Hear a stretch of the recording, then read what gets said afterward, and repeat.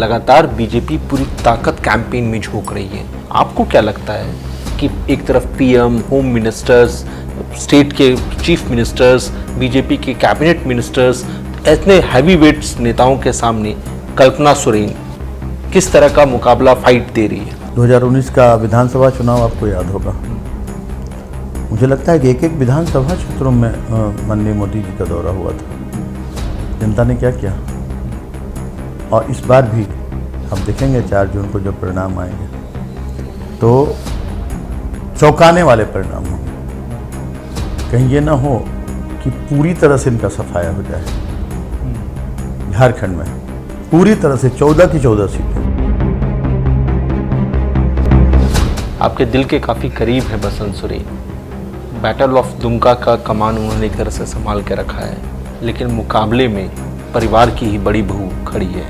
देखिए, बीजेपी अपने लिए काम करती है। बीजेपी अपने हित के लिए कुछ भी कर सकती है, किसी की भी बलि चढ़ा सकती है। और हमारी आदरणीय भाभी सीता सोरेन जी भी इनके जाल में फंस गए।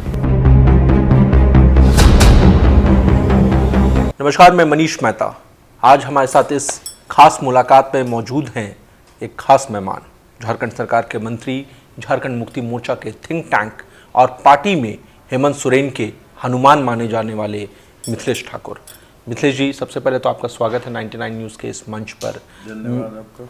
मेरा पहला सवाल इसी से जुड़ा हुआ है, क्योंकि जब भी जेएमएम में मिथिलेश ठाकुर का जिक्र होता है, चाहे आज आप मंत्री हैं, पहले विधायक थे, या इससे पहले आप सक्रिय भूमिका में थे झारखंड मुक्ति मोर्चा में, अक्सर पार्टी के नेता आपको हेमंत का हनुमानी कह करके पुकारते थे। कुछ माहौल चुनावी है, लेकिन इस बीच आपके एक और साथी, कांग्रेस के विधायक दल के नेता, संसदीय कार्य मंत्री, जिनके पास ग्रामीण विकास का भी जिम्मा था, आलमगीर आलम, उनकी अरेस्टिंग हो चुकी है। बीजेपी कह रही है कि ये पूरी की पूरी सरकार ही भ्रष्टाचार के आकंठ में डूबी हुई थी और ईडी की ये कार्रवाई भ्रष्टाचार पर चोट है।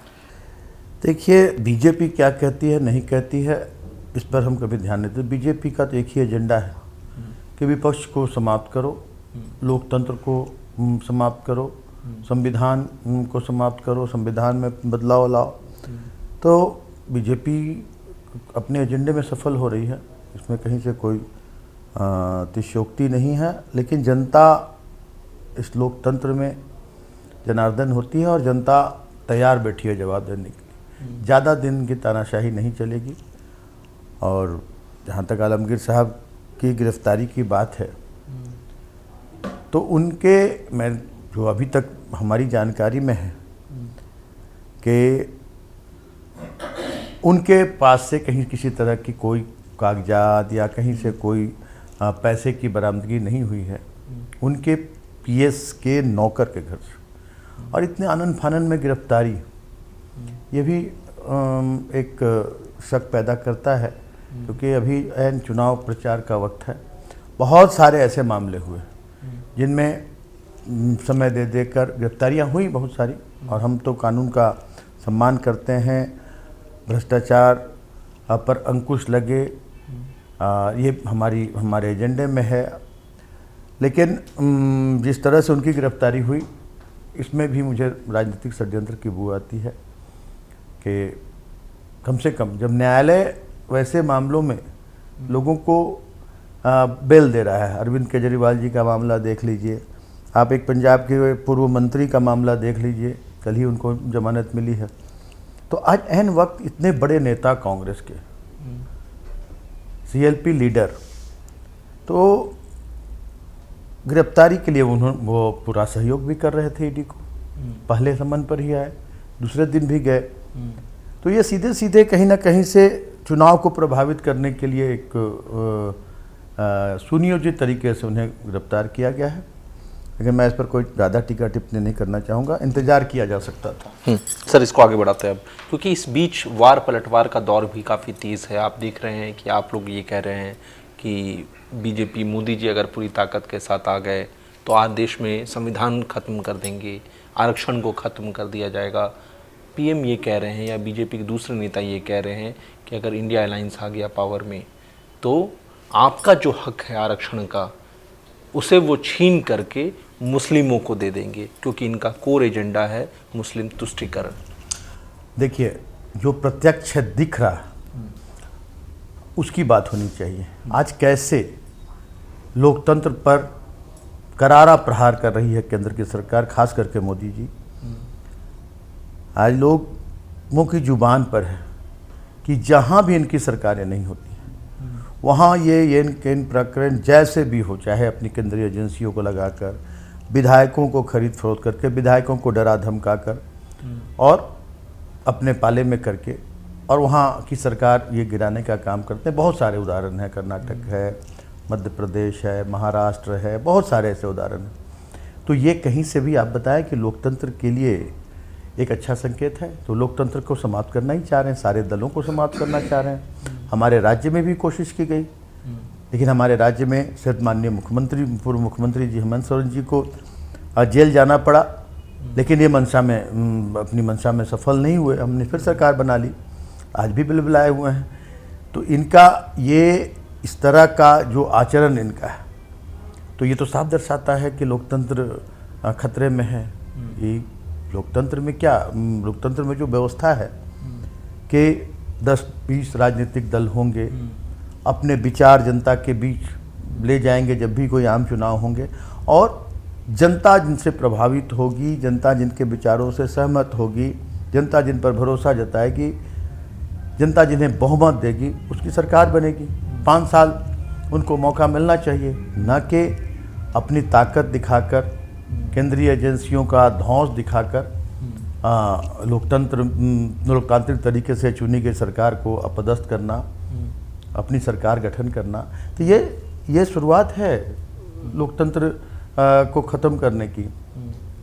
और ये कहते हैं इन्हीं की जुबानी, इनके बड़े बड़े नेता कि अब की बार 400 पार और 400 ला दो, हम संविधान बदल देंगे, और कोई कार्रवाई नहीं होती है वैसे नेताओं पर, बड़े नेताओं पर भारतीय जनता पार्टी के द्वारा।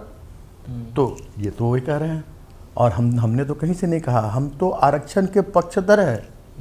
हमने तो ओबीसी आरक्षण 27% ओबीसी आरक्षण, जिसको भारतीय जनता पार्टी के लोगों ने बंद किया था, हमने विधानसभा से पारित करवाकर और महामहिम राज्यपाल महोदय को भेजने का काम किया। वो क्यों ठंडे बस्ते में है, इसका जवाब देना चाहिए माननीय मोदी जी को। लेकिन सर इस बीच और दूसरी बात कि आरक्षण सभी वर्गों को मिला हुआ है। हमारे संविधान में, हमारे जो लोकतंत्र है, इसमें सभी लोगों को आरक्षण मिला हुआ, उसमें मुस्लिम वर्ग भी आता है। मुस्लिम में जो पिछड़े वर्ग के लोग हैं वो पिछड़ी जाति का आरक्षण पाते हैं। मुस्लिम ST SC का आरक्षण तो नहीं पा पाएंगे, पिछड़ी जाति में आते हैं। बहुत सारे पिछड़ी जाति में के मुस्लिम हैं जिनको आरक्षण वर्षों से मिलता आ रहा है। तो ये जनता को सिर्फ दिग्भ्रमित करते हैं, ये सिर्फ हिंदू मुसलमान की बात करते हैं, ये सिर्फ मंदिर मस्जिद की बात करते हैं। ये अपने 10 साल के कार्यों का ब्यौरा इन्हें जनता के बीच देना चाहिए कि 10 साल में ऐसा कौन सा इन्होंने काम किया जिससे चाहे किसान हो, मजदूर हो, हमारे बेरोजगार पढ़े लिखे छात्र लोग युवा हों, हमारे छात्र हों, किसी भी क्षेत्र में एक भी ऐसा काम ये कहीं गिना नहीं पाते हैं कि किसी भी मंच से कि जो कह पाए कि 10 साल में हमारी ये उपलब्धि है। सर इस बीच एक आरोप वो ये भी लगा रहे हैं, आपने सुना भी होगा वो बयान, कि अगर आप लोग आ गए तो रामलला फिर टेंट में चले जाएंगे, राम मंदिर पर ताला लग जाएगा। देखिए, इनका एजेंडा ही है फूट डालो राज करो। ये आज 10 साल से हमारा राष्ट्र जो है वहाँ यहाँ सनातनी रह रहे हैं। यहाँ सनातन धर्म की क्या व्याख्या है ये इन्हें समझना चाहिए। सनातन धर्म सर्वधर्म समभाव की बात करता है। सनातन धर्म सभी धर्मों का सम्मान करता है, और ये किसी के नहीं है, मैं कहूँगा, ना हिंदू के हैं, ना मुस्लिम के हैं, ना अगड़े के हैं, ना पिछड़े के हैं। ये सिर्फ अपने लिए जीते हैं, अपनी सत्ता इन्हें सबसे प्यारी है, और ये अपने जो इनके पोषक हैं 20-22 पूरे देश के जो बड़े धनाढ़, जो अडानी अंबानी और जैसे लोग, ये इनके पोषक हैं, और इनके इर्द गिर्द ही पूरे देश का लोकतंत्र चल रहा है। तो ये सिर्फ जनता को दिग्भ्रमित करते हैं, और जनता अब इनके भ्रम जाल से निकल चुकी है। अब जनता इनके झांसे में नहीं आने वाली। तो मिथिलेश जी बताइए कि 4 जून का परिणाम जो भी हो, उसके बाद जाएंगे अयोध्या प्रभु श्री राम के दर्शन के लिए? हमेशा, क्योंकि वो बार बार आप लोग पे आरोप लगाते हैं कि आप लोग नहीं गए, हमें तो जाने पर रोक लगा दिया गया। मैंने तो जाने की तैयारी की थी, हमें पाबंदी थी जाने की। जब महामहिम राष्ट्रपति महोदया को जाने से मना कर दिया गया, एक हाथ से आडवाणी जी को निमंत्रण पत्र सौंपा जाता है और दूसरी ओर कान में कहा जाता है कि आप ना आए। हाँ, तो हम तो बहुत अदने से लोग हैं। हम जितने हमारे दिल में भी राम है, मुंह में भी राम है। हम जय सिया राम करते हैं, वो लोग जय श्री राम सिर्फ करते हैं, और सीता के बिना राम अधूरे हैं। तो हम दिखावा नहीं करते, धर्म को के आड़ में हम राजनीति नहीं करते, लेकिन जो आस्था हम में है, हमारे अंदर है राम के प्रति, वो उसका राजनीतिक इस्तेमाल करते हैं। उनके दिल में राम कहीं नहीं है। इस बीच सर, क्योंकि देश के गृह मंत्री का भी रोड शो हो रहा है झारखंड में, प्रधानमंत्री का भी रोड शो हो रहा है, इसके अलावा पीएम का फिर से 19 को वो आ रहे हैं, तो लगातार बीजेपी पूरी ताकत कैंपेन में झोंक रही है। दूसरी तरफ अगर हम इंडिया अलायंस की बात करें तो कल्पना सोरेन ने मोर्चा संभाले रखा हुआ है। आपको क्या लगता है कि एक तरफ पीएम, होम मिनिस्टर्स, स्टेट के चीफ मिनिस्टर्स, बीजेपी के कैबिनेट मिनिस्टर्स, इतने हैवी वेट्स नेताओं के सामने कल्पना सोरेन किस तरह का मुकाबला फाइट दे रही है? 2019 का विधानसभा चुनाव आपको याद होगा। मुझे लगता है कि एक एक विधानसभा क्षेत्रों में माननीय मोदी जी का दौरा हुआ था। जनता ने क्या किया, और इस बार भी आप देखेंगे 4 जून को जब परिणाम आएंगे तो चौंकाने वाले परिणाम होंगे। कहीं ये ना हो कि पूरी तरह से इनका सफाया हो जाए। झारखंड में पूरी तरह से 14 की 14 सीटें, और देश की सत्ता में तो ये नहीं आने जा रहे हैं, ये तो सर्वविदित है, सभी लोग इस बात को जान रहे हैं। और जहाँ तक इनके रैलियों की बात की, रोड शो की बात की, तो इनका तो एकमात्र एजेंडा सिर्फ रहता है 365 दिन 24 घंटे कि कैसे सत्ता हथियाई जाए, कैसे जनता को बरगलाया जाए, जनहित के कोई काम ना हो, विकास की काम ना हो, जनता अपने हाल पर रहे, जनता को रोटी कपड़ा मकान से वंचित कर किया जाए, और हमेशा ये लगे रहते हैं कि हमारी सत्ता कैसे बरकरार रहे। तो इसमें कोई नई बात नहीं है कि कितना भी रोड शो कर ले, कितना भी झूठ परोस ले, कितनी भी जुमलेबाजी कर लें, काट की हाड़ी बार बार नहीं चढ़ेगी। और इस बार ये सत्ता से बाहर होने जा रहे हैं, और हमें अपने लोकतंत्र पर, अपने संविधान पर गर्व है। और जनता को भी, एक एक जनता, कोई भी वर्ग हो, सभी लोग इस संविधान से छेड़छाड़ करने की बात करने वाले को, लोकतंत्र को कमज़ोर करने वाले लोगों को बर्दाश्त नहीं करेगी। और इस बार इंडिया गठबंधन की सरकार काफ़ी मजबूती से आएगी, और 1947 से लेकर 2014 तक जो काम इस देश में हुए, किस हालात में अंग्रेजों ने इस देश को छोड़ा था, कहाँ से कहाँ पहुँचा देश। और आप 14 से 24 की बात कर लें, एक भी ज़मीनी काम, जुमलेबाजी बहुत हो सकती है, पूरे देश, पूरी दुनिया में सबसे लोकप्रिय प्रधानमंत्री के रूप में अपने को स्थापित करने के लिए अपने जो इनके एजेंसियां हैं, जो इनके इवेंट मैनेजर्स हैं, इवेंट कंपनियां हैं, वो भले जनता को ये समझाने का काम करें, लेकिन ज़मीनी स्तर पर कहीं भी कोई काम नहीं हुआ। ना देश दुनिया में कहीं से मोदी जी कोई फैक्टर है। मोदी जी के बारे कहा जाता है कि लोग अपने भारतीय जनता पार्टी के लोग कि दुनिया में सबसे मजबूत नेता, सबसे मजबूत प्रधानमंत्री का इन्हें लोग कहते हैं। ये मैं कहीं से विश्वास नहीं करता हूँ, ये सारा इवेंट मैनेजमेंट है। लेकिन सर, आप क्योंकि बार बार पीएम का जिक्र कर रहे हैं और इस वक्त आप गिरिडीह में हैं, मेरा सीधा सवाल इसी से जुड़ा हुआ है। अभी हाल ही में प्रधानमंत्री गिरिडीह पहुंचे थे, कोडरमा लोकसभा के लिए कैंपेन करने पहुंचे थे। इस दरमियान उन्होंने मंच से अपील की और कोडरमा गिरिडीह के प्रत्याशियों को जिताने के लिए, साथ ही साथ ये भी अपील किया कि गांडे उपचुनाव में जो बीजेपी के प्रत्याशी हैं उन्हें भी जीत सुनिश्चित कराएं आप लोग। जनता से उन्होंने ये रिक्वेस्ट किया। आप गांडे में कैंपेन कर रहे हैं, जनता के नब्ज़ क्या कह रही है, गांडे में क्या होगा? देखिए, जनता अब मोदी जी के बातों को बहुत गंभीरता से नहीं लेती है। अब जनता जुमलेबाजी सुनने जाती है, झूठ सुनने जाती है कि और कितनी जुमलेबाजी कर सकते हैं और कितना झूठ परोस सकते हैं। मैंने तो ये कहा कि 14 की 14 सीटें लोकसभा की हम जीतेंगे और गांडे में तो विपक्षों की जमानत भी जब्त हो जाएगी, जो भी, और ये सच्चाई है। विपक्षियों को जमानत जब्त होगी और भारी बहुमत से हमारे पूर्व मुख्यमंत्री हेमंत सोरेन जी की पत्नी कल्पना सोरेन जी चुनाव जीतकर विधानसभा में जा रही हैं और गांडे की आवाज़ बनेगी। और गांडे पर एक जो धब्बा था पहले बहुत कि आज वहाँ विकास के काम नहीं हुए हैं, मैं गांडे क्षेत्र में काफ़ी घूमा, लेकिन देख रहा हूँ कि बहुत सारे इंफ्रास्ट्रक्चर के काम हुए हैं, सड़कें चकाचक हैं। लोगों से मैंने पूछा पानी की बात, तो पानी मिल रहा है लोगों को पीने का, हर तरह की सुविधाएं मिल रही हैं। लेकिन कल्पना सोरेन जी के विधानसभा में इस क्षेत्र का प्रधान में उनकी का प्रतिनिधित्व करने के बाद गांडे का और चहुमुखी विकास होगा, किसी चीज़ की कोई कमी नहीं होगी। तो गांडे की जनता क्या चुन रही है, एक विधायक या झारखंड का भविष्य? निश्चित रूप से जनता विधायक चुनती है और जनता विधायक चुन रही है और झारखंड का भविष्य तो है ही। उनमें सारी योग्यता है कि जो एक कुशल राजनीतिज्ञ की होनी चाहिए, वो सारी योग्यताएं कुट कर भरी है। तो सिर्फ गांडे का नहीं, राज्य का भी भविष्य है, इसमें कहीं से कोई अतिशयोक्ति नहीं है। आपको क्या लगता है कि जो आपके विरोधी हैं उनसे कहीं ना कहीं कोई चूक हो गई? जिस तरह से हेमंत सोरेन की गिरफ्तारी, फिर भ्रष्टाचार पर वार और फिर कल्पना सोरेन की राजनीति, सक्रिय राजनीति में एंट्री, और जिस तरह से उनका कद प्रदेश से लेकर राष्ट्रीय राजनीति में बढ़ता जा रहा है, उनका ऑरा राष्ट्रीय मंचों पर देखने को जो मिल रहा है, उससे कहीं ना कहीं आपको लग रहा है कि विरोधी बेचैन है कि कल्पना का काट क्या होगा? देखिए,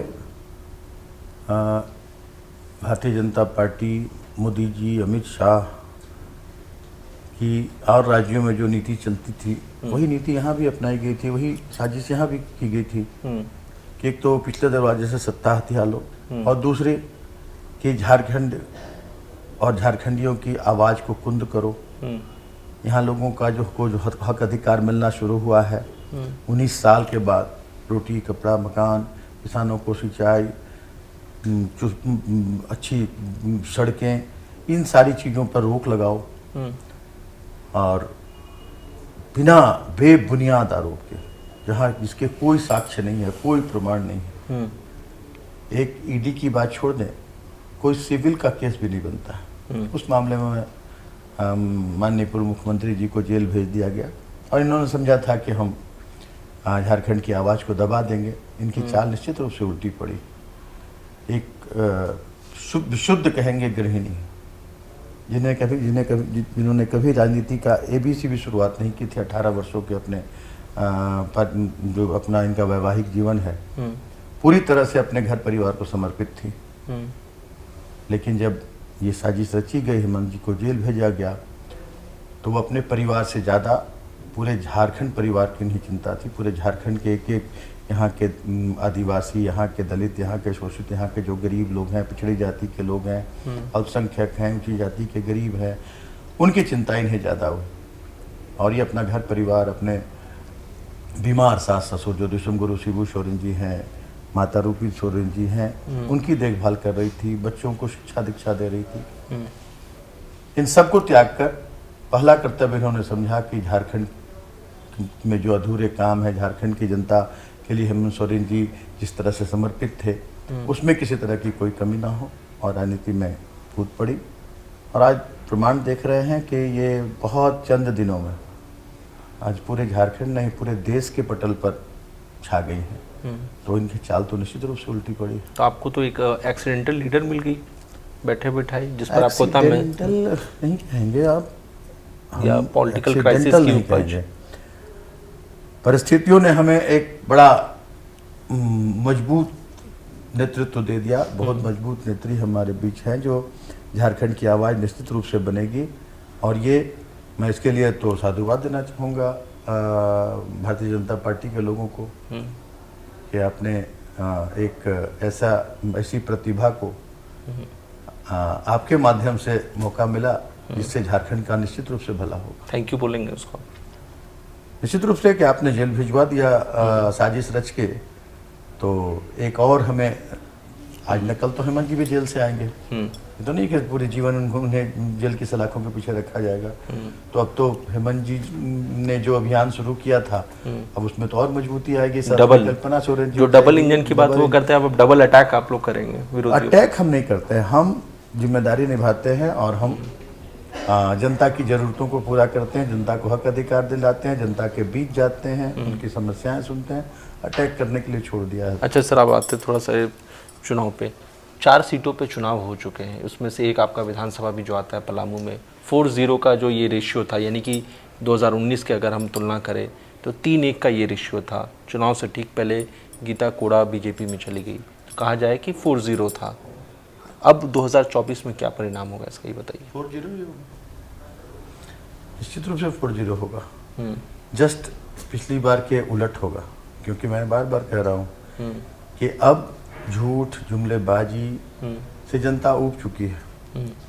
अब हिंदू मुसलमान मंदिर मस्जिद, इससे जनता बहुत ज़्यादा दूर हो चुकी है। अब जनता को अपना हक अधिकार चाहिए, विकास चाहिए, अच्छा जनप्रतिनिधि चाहिए जो जनता के बीच रहे, जनता को के सुख दुख में शामिल हो, उनकी समस्याओं को सुने। और ये 2014 से ये जो परिपाटी है, ये जो कि जनप्रतिनिधि जनता के बीच दिखे ही नहीं 5-5 साल 10-10 साल, इसका आक्रोश है जनता में। तो आप देख लेंगे कि पलामू, लोहरदगा, खूंटी, चाईबासा, चारों की चारों सीटें इंडिया गठबंधन की झोली में जा रही है। चलिए सर, चलते चलते एक आखिरी सवाल मेरा ये है कि आपके दिल के काफ़ी करीब है बसंत सोरेन। बैटल ऑफ दुमका का कमान उन्होंने एक तरह से संभाल के रखा है, लेकिन मुकाबले में परिवार की ही बड़ी बहू खड़ी है। इस बीच वार पलटवार, सियासी दांव पेच काफ़ी चल रहा है एक दूसरे के ऊपर। हम कह सकते हैं कि राजनीतिक आरोप प्रत्यारोप का दौर तो है ही, लेकिन कुछ निजी आरोप भी दोनों तरफ से लग रहे हैं। इस पूरी लड़ाई को आप कैसे देख रहे हैं कि बीजेपी ने क्या दुमका की लड़ाई को फंसा दिया है, या फिर आपको लग रहा है कि बीजेपी अपने ही जाल में फंस गई है? देखिए, बीजेपी अपने लिए काम करती है, बीजेपी अपने हित के लिए कुछ भी कर सकती है, किसी की भी बलि चढ़ा सकती है। और हमारी आदरणीय भाभी सीता सोरेन जी भी इनके जाल में फंस गए। उन्हें कोई लेना देना नहीं है सीता जी से। उन्हें एक चाहिए था मोहरा, वो मोहरा उन्हें मिला। और देखेंगे कि नवंबर दिसंबर में विधानसभा के चुनाव समाप्त होंगे, उन्हें दूध की मक्खी की तरह निकाल कर फेंक दिया जाएगा। और फिर हमारा घर ही उनका अपना घर होगा। उनका जो परिवार है वो तो परिवार है ही, लेकिन झारखंड मुक्ति मोर्चा ही उनका असली घर है। असली घर में निश्चित रूप से आएगी, निश्चित रूप से आएगी। और बसंत जी की जहाँ तक बात है, बसंत जी में जो योग्यता है आप लोग भी शायद नहीं समझ पाएंगे।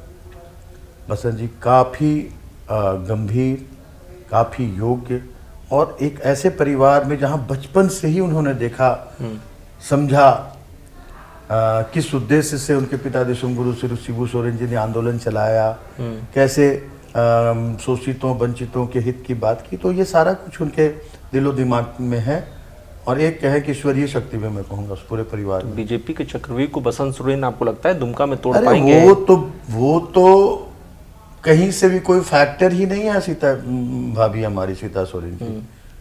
वो तो आप देखेंगे जब चुनाव के रिजल्ट आएंगे तो बहुत बड़ा अंतर रहेगा, बहुत बड़ा अंतर। चलिए, तो ये बता दीजिए, 12-2 था 2019 में, 2 आपके तरफ 12 उनके तरफ। वो ये कह रहे हैं कि 14-0 कर देंगे। हाँ, वही हम भी यही कह रहे हैं कि 14-0 ही होगा, 14-0 होगा। इस पर 0 पर आउट हो रही है भाजपा, और उनके सहयोगी जो एक हैं 0 पर आउट हो रहा है। अरे हिम्मत नहीं करते, ये हिम्मत नहीं कर पा रहे हैं जनता को का सामना करने की। ये जनता के बीच जा नहीं रहे हैं, ये सिर्फ बैठे हुए हैं अपने धन बल से, और मोदी जी की पूछ पकड़कर इस बार इनकी नैया पार होगी ये सोचकर। लेकिन ये इनकी भूल है, जनता सबक सिखाएगी। लेकिन मोदी जी का जो लगातार बैक टू बैक जो दौरा हो रहा है, और जिस तरह से वो अलग अलग विषयों पर बाउंसर मार रहे हैं आप लोगों के ऊपर, हम गृह मंत्री का भी विजिट हो रहा है, वो यॉर्कर फेंक रहे हैं, कैसे करिएगा? कहीं बोल्ड ना हो जाए, और चोट लगने का भी डर है। प्रधानमंत्री का हम सम्मान करते हैं, बहुत सम्मान है। देश के इतने बड़े, दुनिया के सबसे बड़े लोकतांत्रिक देश के प्रधानमंत्री आदरणीय मोदी जी यहाँ 10 वर्षों से, लेकिन उनका जो आज का बॉडी लैंग्वेज है, उनकी जो भाषा है, ये पूरी तरह से दर्शाता है कि वो भी अब जो वास्तविकता है उसको समझ चुके हैं अच्छी तरह से।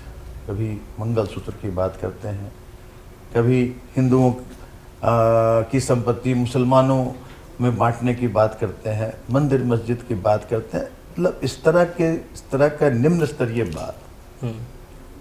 शुरू में तो बड़ा, जब शुरुआत हुई थी चुनाव प्रचार की, तो बड़े जोशो खरोश के साथ 400 पार करते थे। तो कहीं नहीं सुनाई देता है 400 पार, वो बात बंद हो गई। अब तो सीधा सीधा फूट डालो राज करो वाली नीति पर ये लोग उतर गए हैं और इतनी ज़्यादा कटुता ये फैलाने का काम कर रहे हैं कि हमारी जो सत्ता है, हमारा जो राज सिंहासन है, वो किसी तरह बचा रहे।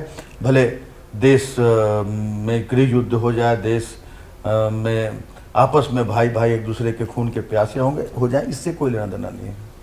लेकिन जनता बहुत ही